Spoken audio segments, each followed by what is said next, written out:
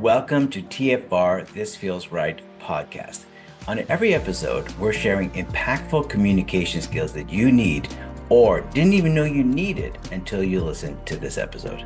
I'm your host, Joel Silverstone, and if these episodes feel right, then please subscribe. Hit that subscribe button below. And this is a show about communication skills, so let's make this interactive. Feel free to comment and we'll respond. All right, let's get to our next episode on TFR This Feels Right podcast. Are at the hour, and welcome everyone to our LinkedIn Live. You don't wake up as a leader, so how do you get there? This is being brought to you by the TFR This Feels Right podcast. It's funny because I think Carol, actually, you were one of my first guests when we used to do this live, so you're used to this formula. Yes, it's great to talk to you again, Joel.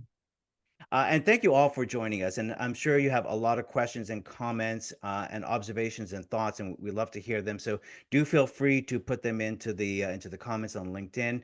We've got our producer today who will be observing them, and every so often, Carol and I will stop and we'll check in and see what questions that Carol or I can address or give thought to. And let's talk a bit about our guest, and let's talk about why you're here, which is what can you do, or how can you do this to get to the next level. And Carol, I love that you put that post this morning and said, poof, it doesn't happen overnight, but there are things that one can do. And this is what Carol is going to share with us and uncover for you. And also, how can you maybe support others? So if you are in that sort of upper management, how can you support others and give them the guidance and the path to be able to help them and guide them with that.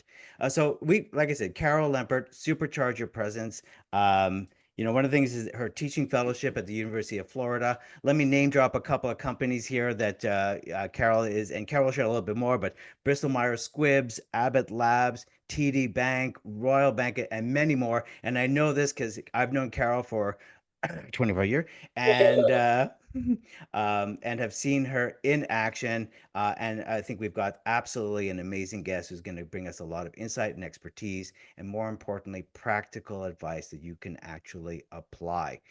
So, Carol, first off, tell us a little bit about what brings us to this journey, and also if you are a multitasker and you want to you could check out carollempert.com or connect with her on LinkedIn as this is happening. So Carol, over to you, and then we'll jump in with some questions and get this started. But maybe just share with people who haven't worked with you yet a little bit about your expertise and experience. Yeah, thank you so much for having me on. I'd be happy to. Well, Joel, as you know, I, like you, started my career as a working professional actor. And what I do now is I help people increase their executive, sometimes it's called leadership presence, so that they can have a better impact at work. And I do that by sharing skills from the world of the theater, the skills that actors use to have great stage presence. And here we are right now on LinkedIn Live on a screen. So many people are working on screens these days remotely. So also to have great screen presence. And that helps in two different ways. It helps the individual and it helps the organization. So it helps the individual because there's some really interesting research that was conducted by the Center for Talent Innovation. And they found that if two people, since we're talking about getting ahead in our careers today, if two people are up for the exact same role and they have the exact same skills or very, very similar skills, the thing that's going to tip the balance by about 25% is the one that is seen to have better executive presence will be rewarded with the opportunity. So that's how it helps the individual get ahead. But it's also really helpful for the organization itself because the organization is always keeping its eye out for high potential people that they can put into their leadership pipeline. And they want to be able to put people in the leadership pipeline that they think will have an impact, can be an influencer, how they show up, and has great presence. So that's the work that I have been drawn to do over the last, I don't know how you said, I don't know. Yeah, sure. Very good. Thanks for giving us the overview and now let's go a little bit deeper into this. And here's the sort of the big matzo ball question here, which is that you say leadership doesn't just happen, as you said, poof, overnight. Mhm. So what's the biggest misconception then people have about becoming a leader? Yeah. Well, I think One of the biggest misconceptions is, I think, poof, this idea of poof, that people think it is bestowed upon you, that one day you wake up and your boss goes, "You're ready, I'm going to promote you." And that's just not how it works. It's not a promotion event. Leadership really is a capability. And because it's a capability, it's something that needs to be built intentionally over time. And I think a lot of people think if I just go to work every day and I execute, I'll get noticed. And then that naturally, eventually, is going to be turned into leadership. And what I've discovered with clients over the years is that execution alone isn't what gets you there. People need to see that you can influence other people to do the thing that you're doing, because you will no longer be doing that thing if you get promoted. So, based on what you just said, and because sometimes people are systematic and they're like, okay, how do I systemize this? So, how do you Okay. define leadership? Yeah. So it's good for the people who love systems and frameworks. I have a framework and a definition for you. So here is the definition. It's based on some of the work by a really bright woman named Susan Calentino. So leadership is the ability to use the greatness in you to bring out the greatness in others in order to achieve ambitious goals for your company or perhaps your department. So I'll break that down now. There's three parts. This is how it's a framework. So first we say the greatness in you.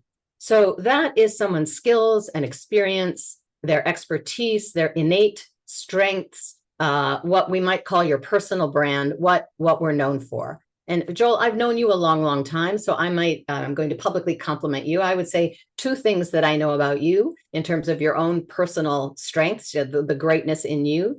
You have this amazing ability to take a complicated concept and either with an anecdote or a story or a metaphor, simplify it in a way that your audiences and the people in your workshops understand what it is that you're talking about. You just have that innate gift. I don't know if you learned it anywhere specific, but you've always been good at it. Thank you. You're welcome. The other thing that you have is an amazing sense of humor. So whenever anybody is in your workshop, whenever I personally have ever spent time with you, I always leave feeling better about myself because it was fun. And so that is something that is one of the greatness in you, I would say, for you personally, that I know that you have. So now the second is the ability, this is the leadership part now, the ability to bring out the greatness in other people. So that is the ability to be a strong mentor and a coach to other people, to influence your colleagues. So that's a whole host of skills that are related to communication. So can you read the room? Do you share information that is relevant to your audience or only what you think is important to be talking about today? Can you shift your perspective and empathize with the other person? You might not necessarily agree, but that you can see where they're coming from and signal that you understand. Are you skilled at being able to give feedback? As a leader, you're going to need to help shape behavior on your team so that they can be successful. Can you receive feedback and not get defensive? So that's all wrapped up in how we show up with our executive presence. So that's the second piece.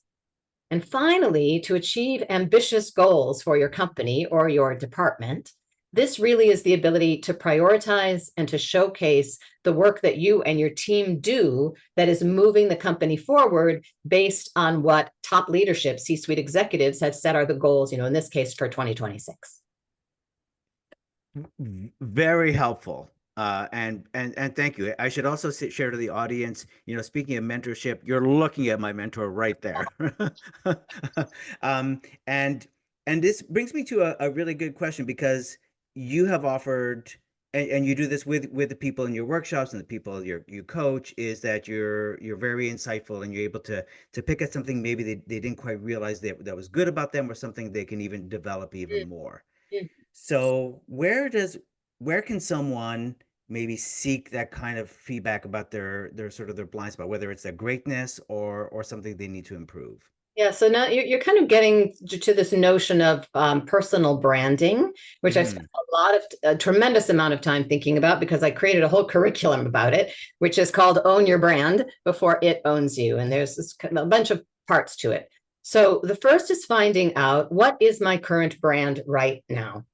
And let's define what brand is. What is personal brand? So your personal brand are the words that people use to describe you when you're not in the room. So basically, it's a collection of adjectives. And many of those adjectives might be very positive. So I've just said, you are someone with a great sense of humor. You are someone that is able to make something very concise. So those would be descriptors about you that would be part of your personal brand. But we also need to find out what our derailers are in terms of our brand, what might be holding us back from Mm. somebody seeing that we might be ready for the next level of leadership. If I'm an individual contributor and I've never led before, how is someone going to see that I've got that actual ability? And what happens with many, many companies, either at the mid-year review or at the end of year review, your boss and all the other bosses get together in a room and they do calibration. And so they look, did Carol Lempert achieve all of her deliverables this year? Well, yes, in fact, Carol Lempert achieved all of her deliverables this year. Now they're going to talk about Carol Lempert's readiness, and they're going to use descriptors to talk about Carol Lempert's readiness. So they might say something like, she's a really hard worker. She always delivers on time, but, and then there's going to be something that comes after the word but. So we want to try to find out what comes after the word but so that you can work on that and improve that for yourself.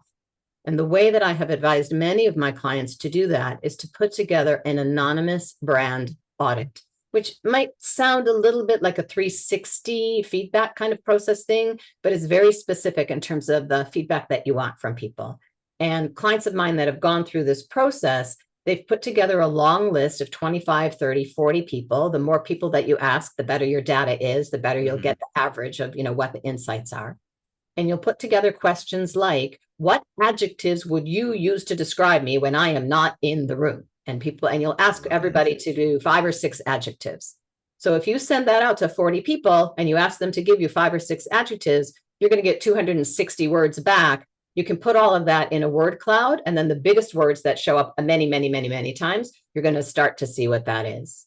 And this is a process that I did for myself when I was launching my business about 10 years ago, because my business is called Carol Lempert Speaking. So it needed to be in alignment with Carol Lempert, what my personal brand was. And the first step that I ask people to do is write, and anyone watching right now, you might want to do this right now, in fact, or listening later. What are 5 or 6 adjectives that you think currently describe you? Write down what you think are. So I wrote down words like rigorous, self-starter, high achiever. None of those words came back to me in my brand audit. Those things are true, but that's not what I'm known for. Right. The things that I discovered that I was known for, which a big surprise to me, is people like, she's really funny. So then I had to make a decision once I found out what my brand was. Do I want to lean into that and go, okay, people think I'm funny. Maybe that's going to help me win business. I'm starting a business.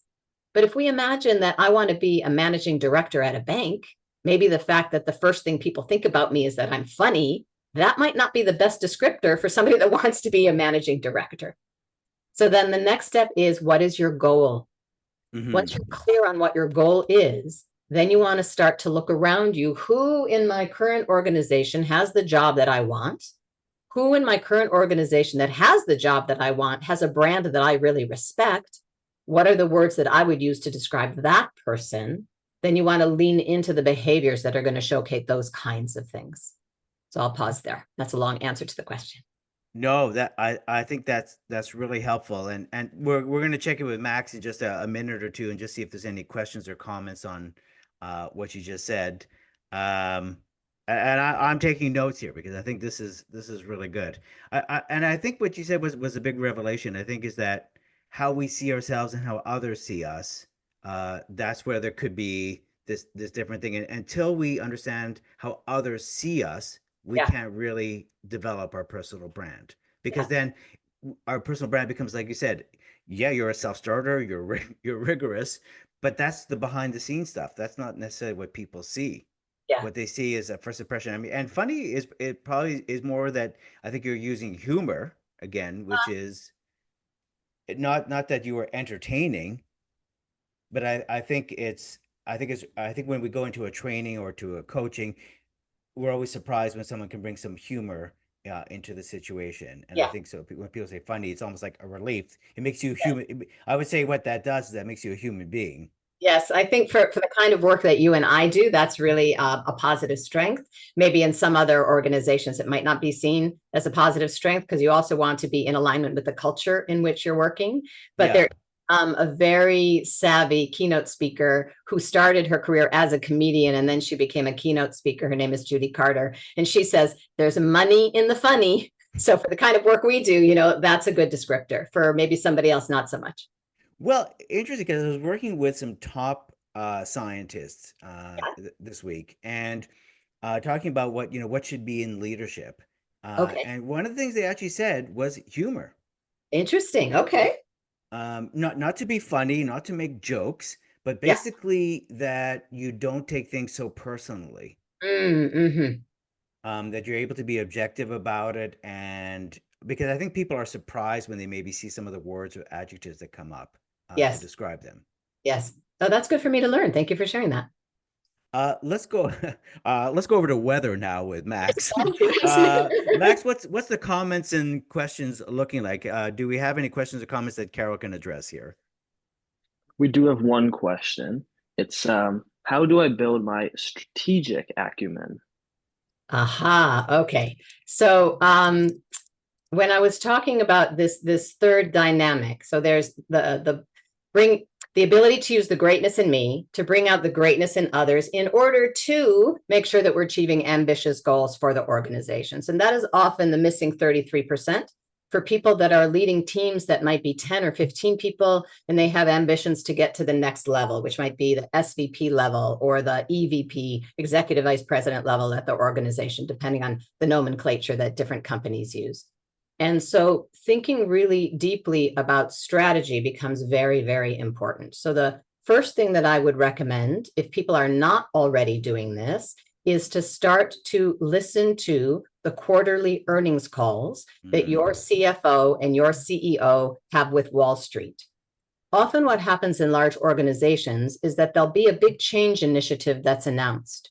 And the people who are the frontline people, or maybe the mid-level managers, are like, why are we suddenly focusing on this? Nobody was talking about this 2 quarters ago. Here we are in the middle of the year. Now we have to do this new thing. Quite often, this new thing was whispered in the ear of the CFO and the CEO by a Wall Street analyst on the earnings call. And I'll give you a concrete example without naming names and maintaining confidentiality. One of my clients is a very large pharmaceutical company. And at their last earnings call, an analyst from Wells Fargo asked the CEO, this particular part of your business has been declining over the last 2 years. And this other part of your business has had double-digit growth over the last 12 quarters. So we don't understand why you don't just divest yourself of the part of the business that isn't doing very well. So now the CFO and the CEO very publicly have to justify what their strategy is for their company.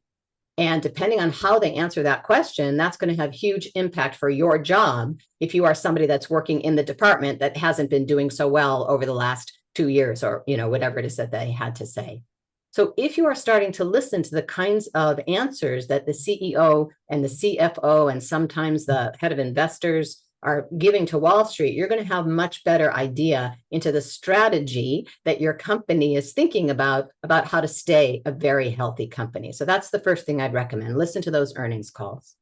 The second thing that I would recommend is reading the annual report that comes out every year. And the specific section to read in the annual report is the risk section. What are the risks that my company is facing?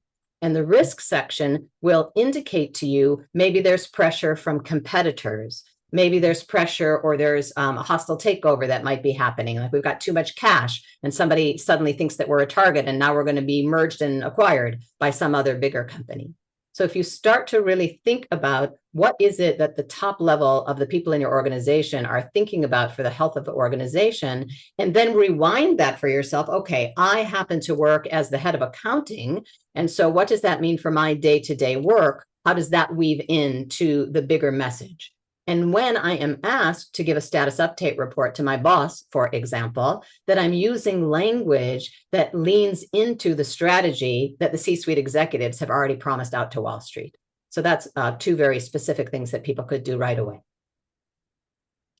I think as people are listening to this is probably a big aha to be, because we always think it's, and fair enough, a lot of it is our soft skills, our ability to, as you said, to empathize and to give feedback and to, to understand your greatness, but then also to find a common language where you are showing your insight into this, and you're absolutely you're showing that what people care about. They don't just care about they are very important how you're going to handle stress and how you're going to, all the soft skills is an important part of that, but also how you are going to communicate on a strategic level. Very much so. And then there's another like easy practical things that you can do strategically for your own career. So for those of you who are currently listening, if you have not updated, I know many companies use Workday. There's some other HR platforms that every company has some HR platform. So whatever that platform is, if you have not updated that platform in the last year, you want to go in and update that platform. Likely you've taken some kind of skill. Likely you have achieved some kind of accomplishment. Maybe you got a really good performance evaluation this year and you want to highlight something. You might want to compliment somebody else that you worked with, but you want to make sure that that's up to date. And very specifically, in terms of strategically, in many of those platforms, there's a question that says, are you willing to relocate? Because for a lot of people that want to move up in their organization, the organization wants to know that they have had, especially if it's a global company, that they have had exposure to other regions and other departments. And that often might mean if you are eligible for a promotion, you might need to move somewhere else to take advantage of that promotion. And on the surface, somebody might go, I'm married, I got 3 kids, I love my house, I love no, I'm not, I don't want to relocate.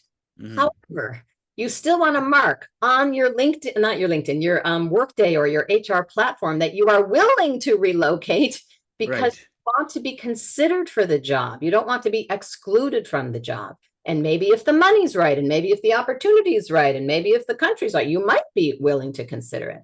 What happens with a lot of these companies is that when there is an open requisition, what they often call an open rec, given to HR or talent acquisition, the first play that they will go is this HR platform, and they're going to search by criteria. And one of the criteria is going to be, are you willing to move? And if you have said no, you're not even going to be considered.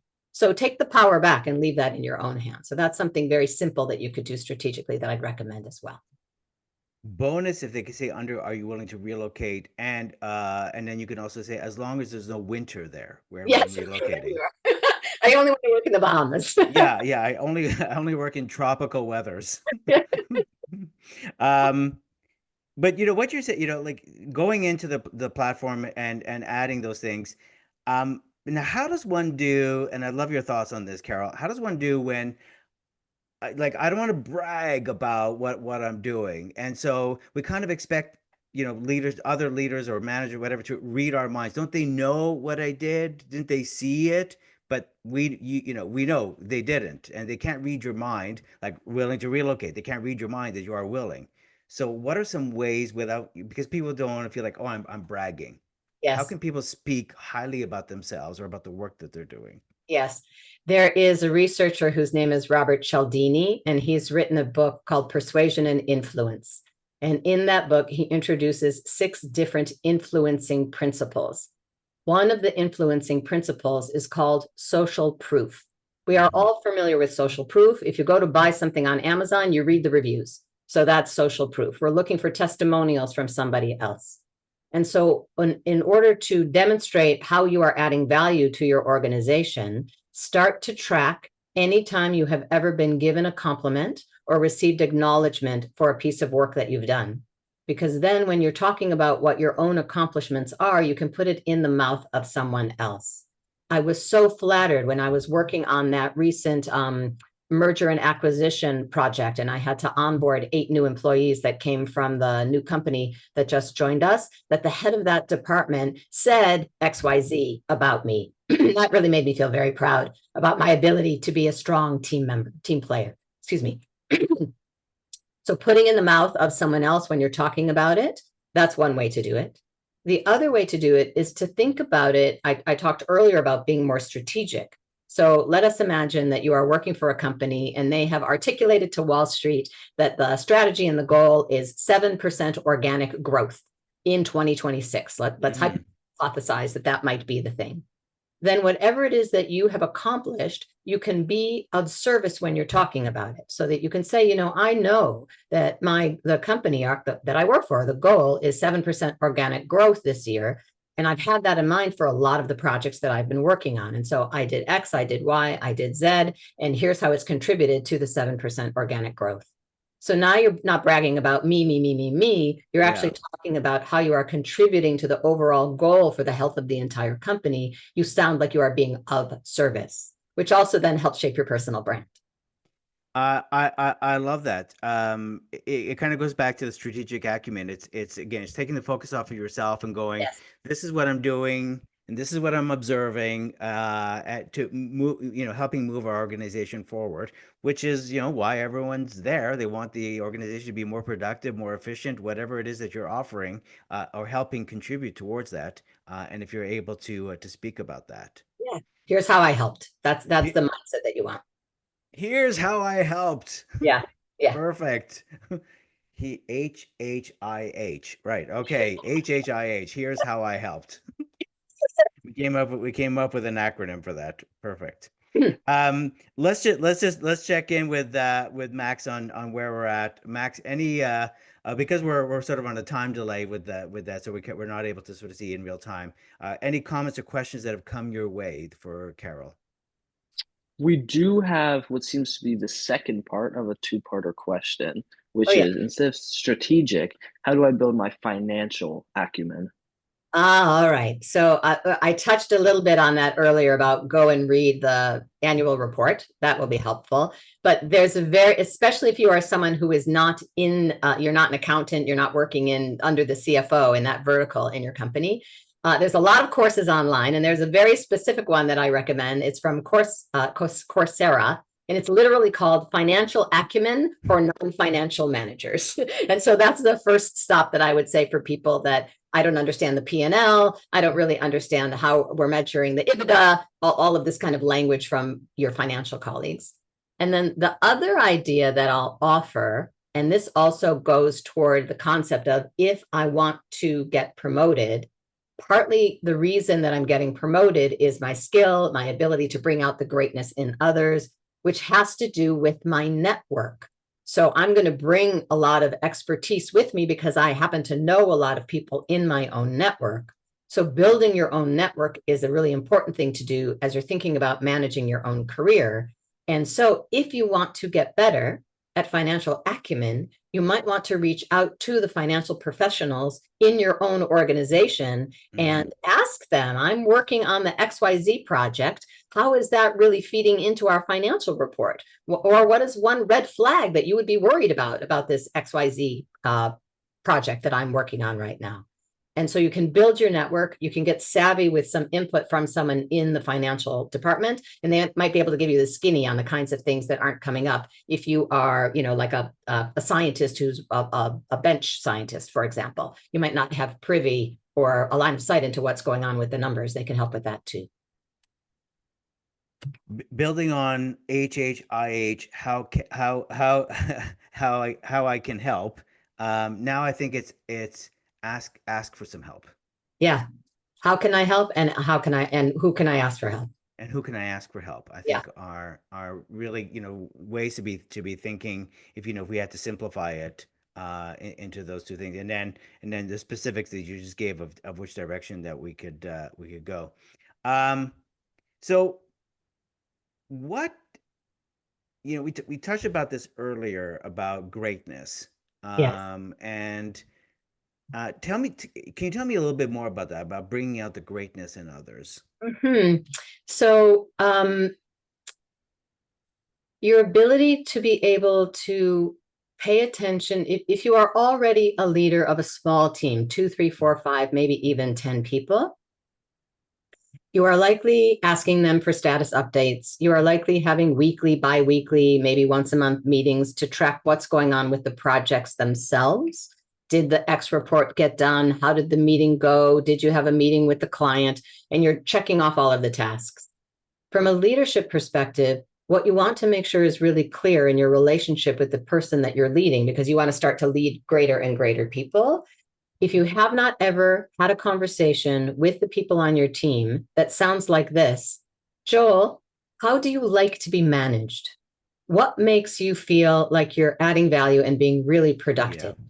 Do you want to text me every morning and just give me an update on what's going on? Do you want to meet just once a week and I can give you 15 minutes off the top of every meeting so you can ask me a lot of questions?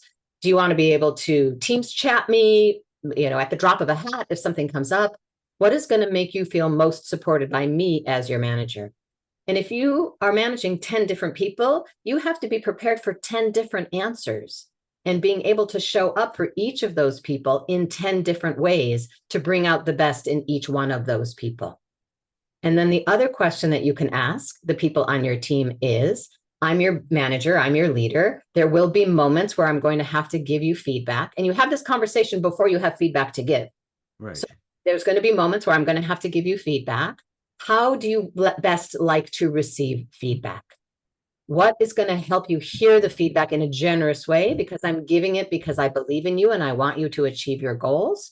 And on the moment that I might need to give it, which who knows when that might be, could be 3 months from now. I don't have anything right now that I have to tell you, but I want to make sure when that moment comes that it's going to feel like I'm giving it to you in a way that you can hear it and it's going to help you improve. And I think a lot of managers don't take the time to have the pre-conversation before they have to have the actual conversation. And then they avoid having the conversation because the conversation itself is going to be so uncomfortable. So I think that those are two really important things for leaders of smaller teams that want to start leading bigger teams to start to consider. Carol, gold. That's gold. And I know that because you and I were working on a project together. You were sort of overseeing, and I was sort of delivering it. And I was struggling. It was about giving feedback. And you gave, and this is good because that's you gave me, one tip, and that one tip was exactly that, which is, are those managers asking their teams how they want to receive feedback? The course was about giving feedback, and of course feedback, and we have such an anxiety around it. But Yeah. that was a turning point question, and everybody that I suggested that to loved that idea and changed the dynamics that they had. One, as the manager who wants to be a leader, just to feel much more, because if they're not giving feedback, nothing's moving forward. Yes. Yeah. Those managers now were really demonstrating taking that leadership to the next level because they were much more consistent and confident to deliver feedback, all because of that one question, which is, how best do you want to receive I'm going to be giving feedback. How do you want to receive it? Yes. And the other thing that occurs, so that's very meta. Like we're talking about feedback and you were running a course on feedback and I gave you feedback on how to help them give feedback. It's a very meta experience.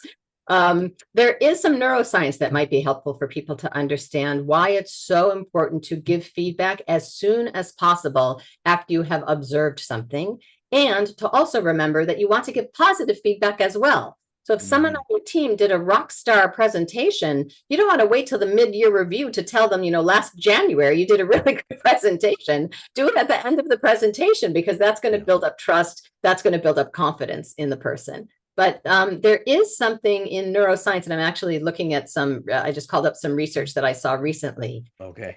Reward prediction error. The dopamine system learns that by spotting gaps between what we expected and what actually happened, timely feedback delivers clear update signals and helps rewire learning circuits in real time.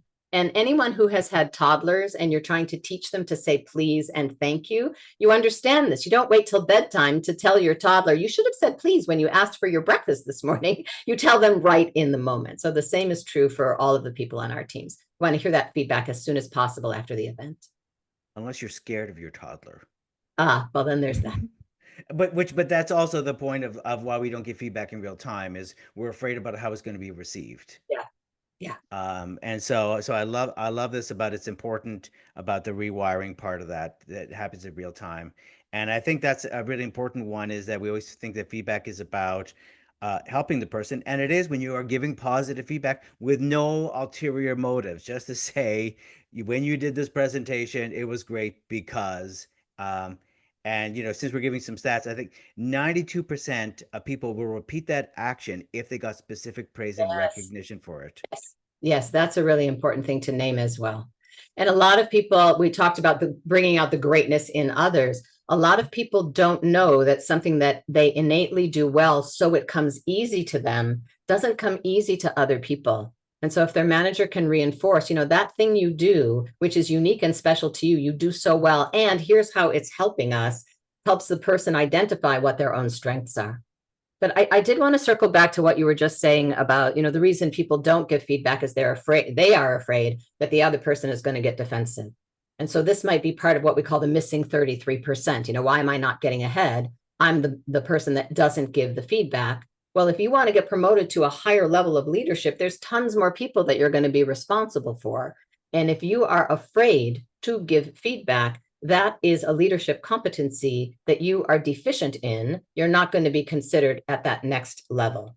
Yeah. And in addition to that, I personally strongly believe that people will only rise to the level of success related to their ability to regulate their own nervous system. So if I cannot regulate my own nervous system, I'm afraid of giving feedback to you and you're the one that needs to improve, but I'm the one that's feeling the fear. I'm never going to advance beyond that level because my own fear is holding me back. So having some self-awareness and some recognition about what are the things that might be holding me back because I'm afraid to speak up. I'm afraid to give the feedback. I'm afraid of judgment. I'm afraid of the repercussions of raising my hand and saying, hey, boss, I have a new idea. That might be the very thing that's holding you back.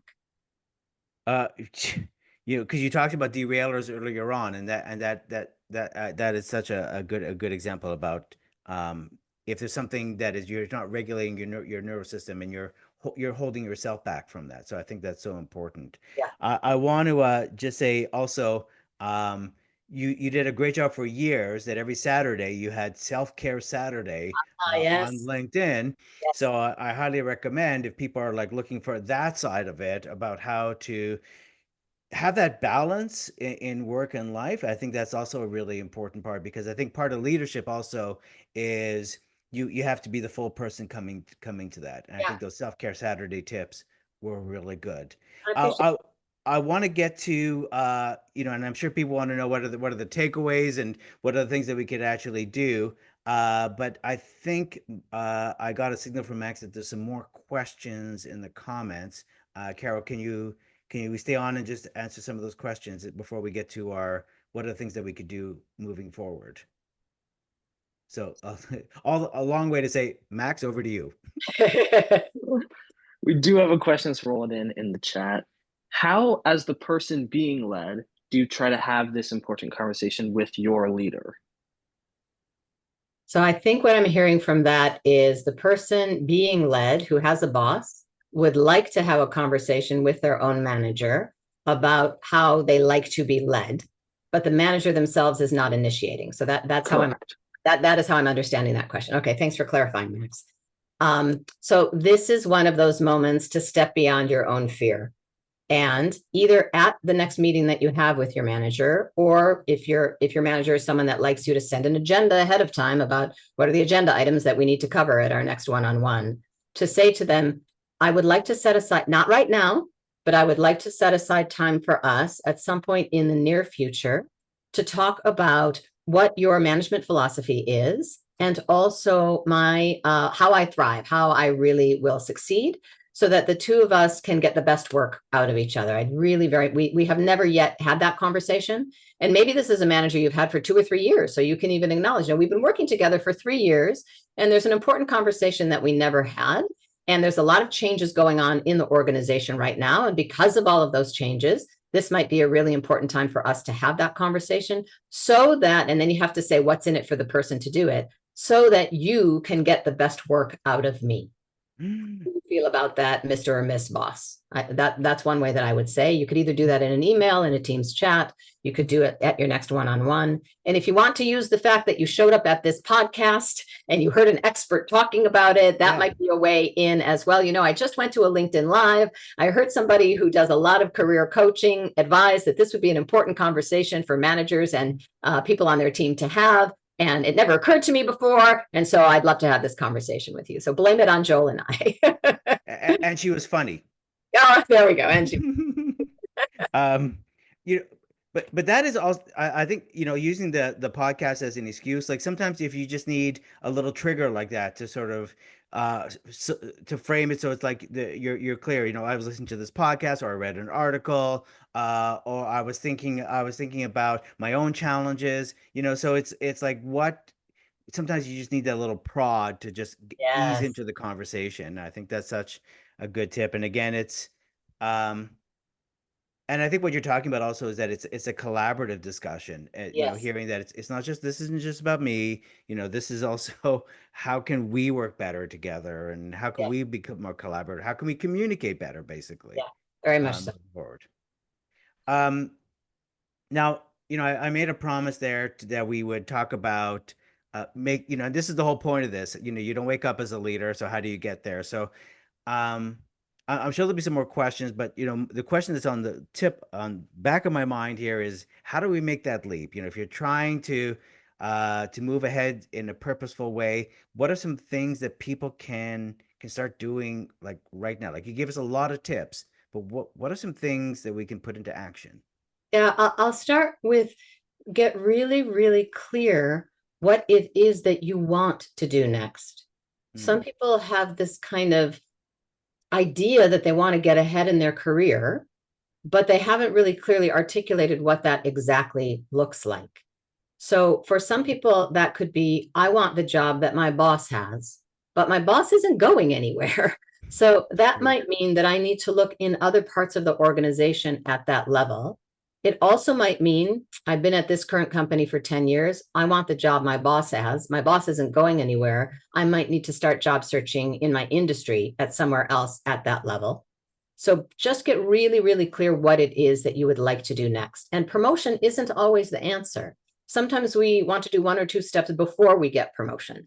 So in answer to the earlier question about financial acumen, I have several clients that realized everybody at the level that I want to get to, all those people have their MBAs and I don't have my MBA. So the very next thing I need to do is get my MBA. And so potentially what your goal is to go to HR and ask, if I sign up to get my MBA, is there any scholarship available from the company that would be willing to invest in me? Because all of that Hmm. knowledge I'm going to be able to pour back into the company. And some companies do, not all companies, but some companies do have programs like that. So get really clear what's the next step. And then once you get clear for yourself what the next step is, you want to make sure that your manager is aware that you have this long-term goal. And you also want to make sure that your HR business partner is aware that you have this long-term goal. And this conversation doesn't have to wait for performance evaluation time. And in fact, I would uncouple it from performance evaluation time, because performance evaluation is evaluation of things that have already happened. So that means that your manager is going to be thinking in the past of what happened during the year of 2026. But the conversation you want to have is about your future, where you want to be going.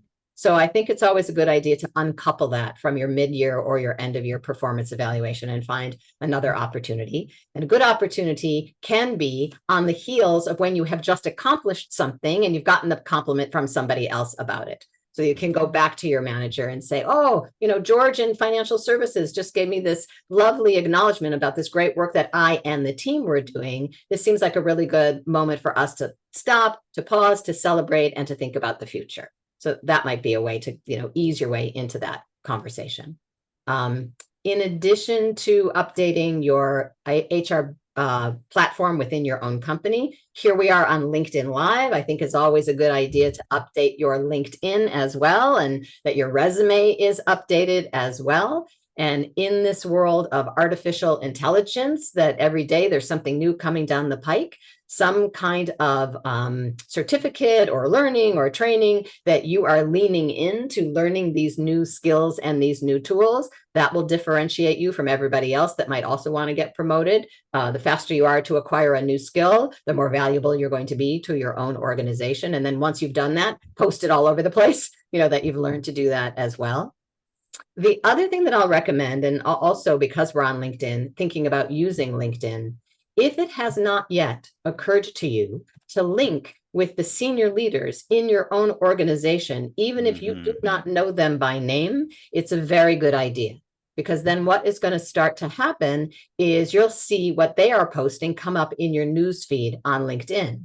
So strategically, you're going to start to see what's really, really important to them. And if you give that post a thumbs up, That means that the CEO of your company is going to see your name when they're not at work, when they're, driving to the airport and they're scrolling on their LinkedIn, and they're going to go, oh, Carol Lambert. See, she works in the training and development department. It's interesting. So your name now got into the brain of the CEO outside of a work circumstance. And what you're signaling is that you're paying attention. So now the CEO knows, in terms of your own personal brand, you are somebody who is paying attention to the kinds of things that he thinks is important and that he's announcing to the rest of the world. So that's another strategic thing that you can do. And then the final idea that I'll share, which is an idea I share with all of my clients, is to start a practice that I call Reflection Friday. So at the end of and if you're listening right now and you sort of by, this new idea, here's what to do. Open up an Excel spreadsheet right now. Label the Excel spreadsheet, my achievements, with an exclamation point so that you'll feel proud of what you're going to put in there. Then open up your calendar and schedule a 15 or 20-minute appointment with yourself every single Friday. You can do it at the beginning of the day before you get to work at 8 a.m. You can do it at the end of the day. So it's the last thing you think about at the end of the week. But consistently, once a week, make an appointment with yourself that you honor, where you start to track what are all of the things that you are adding value throughout the course of the week. And you can give you some questions that you can answer and start to track in this spreadsheet. What problems did I spot this week? What problems did I solve this week? What tasks did I achieve or accomplish this week? What compliments or pieces of acknowledgement did I collect this week? And if every week you sit down and you answer those questions time and time and time again, let's hypothetically say you started this on January 1st. In fact, you're going to start it on April 16th. If you started it on January 1st, you will now have at minimum 52 pieces of data at the end of the year when you go to your end of year performance review to be able to talk about how you are adding value. Because what often happens is people are doing amazing things in February, but they don't get to talk about them with their boss until December. And then they forget that that was the amazing thing that they did. So not only does it keep you accountable to yourself, it helps you build your confidence week by week. You know that you're doing good things and adding value. And it also prepares you for that spontaneous moment where you might be in the elevator or in the parking lot and the EVP is like, oh, hey, Carol, what are you working on? And your brain goes blank. It won't go so blank because you've been thinking every Friday how you're helping the organization. So that's another strategic practice that people can put into play. I'm processing. Okay. This is my processing phase. That was really good, and I'll say that this post will be available because it'll save as a post, so you can go back and review it. We'll have it up on the TFR This Feels Right podcast, so you can re-listen to it and pause it and take notes and look at the transcript. You can also reach out to Carol, of course, on LinkedIn or carollempert.com to get this. But what. It boils down to, I love this Excel spreadsheet and the questions we ask ourselves, because I think that's exactly where people get stuck. It comes back again to how do we talk about ourselves and talk about the work that we're doing and talk about how we're helping the organization. Yep. And if you're not being deliberate, and I think this is what I'm hearing, deliberate in being on LinkedIn and changing your LinkedIn profile, and if you need to take an MBA, get your MBA, and if you need to ask questions, but you need to be deliberate and clear as to what it is the role you think you want to go for, to have some guidance with that. And again, it really boils down to to really giving thought also, I think, about what do you really want to be a leader, and how do you see yourself in that role? Yeah, very much so. Yeah, very much. I know someone just recently, was promoted to a very senior level, but they were still acting as an individual contributor. They were still doing all the work. Yeah. Because and you see this often, I'm sure, Carol, because they're not quite ready to be delegating. Yes. And I think the other thing that happens for people, and this is back to the definition at the very beginning, the definition of leadership. I'm going to use the greatness in me to bring out the greatness in you. They've missed that, like for them, that's the 33%. They haven't realized that once they got promoted, their job is no longer to do the task. Their job is to get other people to excel at doing the tasks. and that they need to be not working in the business, but on the business. How am I going to help my boss achieve the goals that they have set for our department in an ambitious kind of way? And so I think what often happens for people when they get promoted, they go through the celebration stage of, oh, wow, I just got promoted, which might mean, more prestige and a better reputation. And for a lot of times it means more money, all the great stuff. But they didn't pause to say, what am I letting go of? Yeah. And so if you don't pause to recognize what you're letting go of, you'll never let go. We moved across the country because we didn't ask those questions. What's that story? Well, I'm from Montreal, but I met my wife in Vancouver. Yes. And she, and she really wanted to move to Toronto Okay. because she really wanted to pursue fashion. But I didn't want to move to Toronto. I loved Vancouver. And we moved to Toronto, and then ever since then, 30 years later, she's still like, when are we going back to Vancouver? Because exactly that, she was not really ready to let go of her family and her friends and her lifestyle. And she didn't really ask herself the questions, what does that job in fashion look like? Yes. Like, actually be deliberate about it. Yeah. Before we bring this to a close and do a quick maybe summary, I think we have one more question. Max, can you let me just check in with you on that. No questions have rolled in, but I will say there is a bit of a delay for the LinkedIn, about 45 seconds. So if anyone has any questions, I would put them in now. I think I'm seeing, could you repeat those questions for the Friday reflection? I think is what I'm seeing. Oh, all right. I'm happy to. I'll take it slower. So the concept of Friday reflection is that, and it doesn't have to be on Friday. My experience with clients is Friday seems to be a good day because it's a nice way to close off the week and capture what happened. But if you wanted to do a Monday reflection, you certainly could do it on Monday. The idea is that you spend time, you have an important meeting with an important person, and that important person that you have the meeting with is yourself. And that you book that meeting in your calendar and you hold it sacred, and you make sure that you take time once a week, every week, to think about how you're doing against your own goals and collecting data so that you can provide evidence that you are adding value to the organization. And so step one is either you can do it with pen and paper. If you prefer to have a journal, you could do it like that. You also could do it on an Excel spreadsheet. If you choose to do it on an Excel spreadsheet, in each of the columns on the Excel spreadsheet, you want to put questions that you will answer every week that then will start to track your progress. And so the questions that I recommended, and you certainly could come up with other questions for yourself as well, because you know what your performance goals are and you know what your development goals are. But the questions that I would recommend at minimum are, what problems did I spot this week? What problems did I solve this week? What did I accomplish or complete this week? And what compliment or acknowledgement might I have received this week?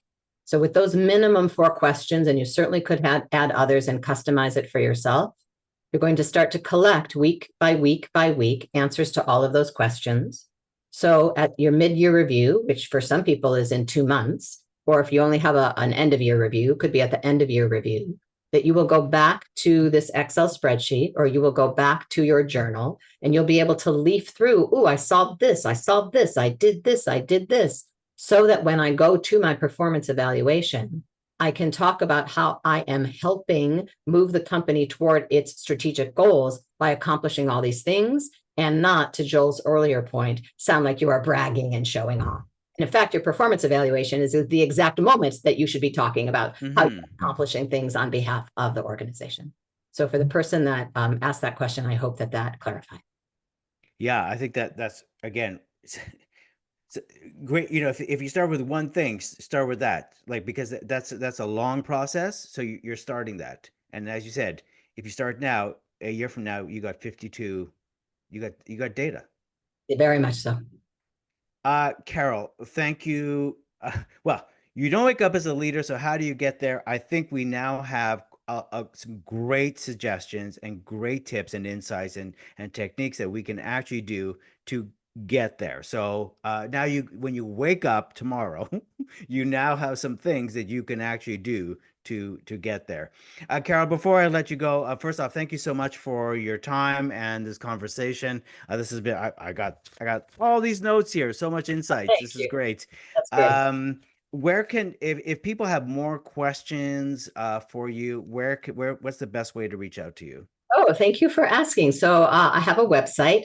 There's a lot of blog posts on many of the things that we were talking about. There's also a collection of videos on many of the things we were just talking about. So it's www. My name, CarolLempert.com. That's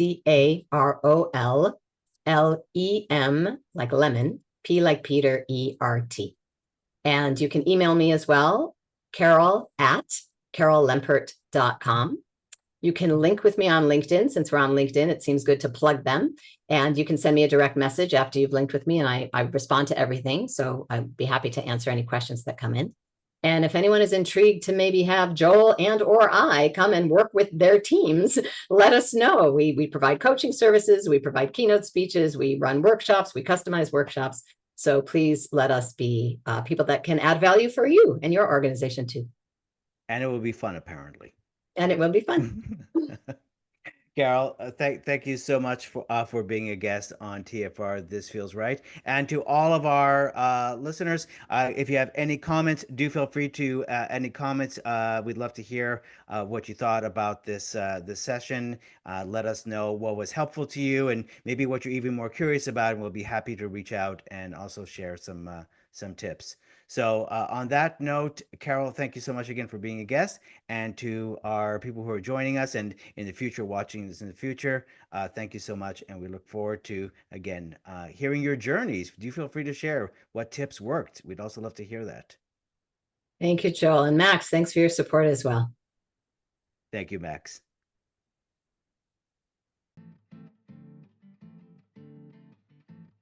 Thank you for listening to this episode of TFR This Feels Right. And if this felt right, then please leave a review, comment, or ask us a question. And of course, we ask if you could kindly follow us so you don't miss an episode of Impactful Communication Skills. And speaking of impactful communication skills, you can learn more at our website, thisfeelsright.ca. I'm your host, Joel Silverstone, and happy to connect with you on LinkedIn. And we'll see you on the next episode of TFR This Feels Right.